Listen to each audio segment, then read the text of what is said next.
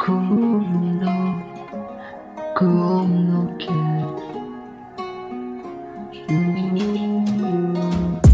Kuno kinga la ban yang ha ka jing em jong nga.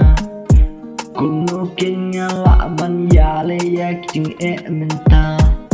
Kana mi kisi kana yaki por ngam la nya chak mat.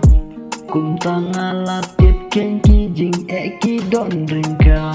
Kelen sao dong ka per te ngam la ban yo iki mat rei hala de mar we ngam la ken ban ya.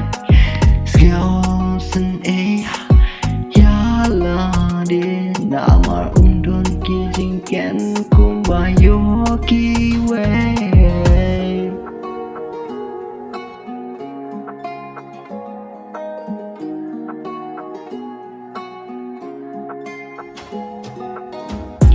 Wala kadangam tu jingker men ngaya syakmat.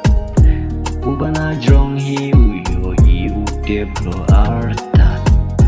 Ladangi kmen nengi im shanu ni yai. Usha pedyangi man kapor usha jauman.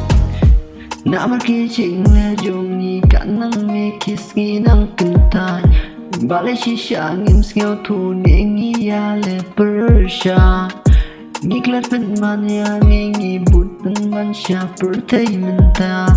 Hadukat no shisha ngim skill tu ken ya kita. Dena kabor soitan uan treyangi tala de hakapor kadu upeno kenangi hangta kengi sa ken dead ben real. Kamen tôi show kenyangi. Kamen tôi show kenyangi.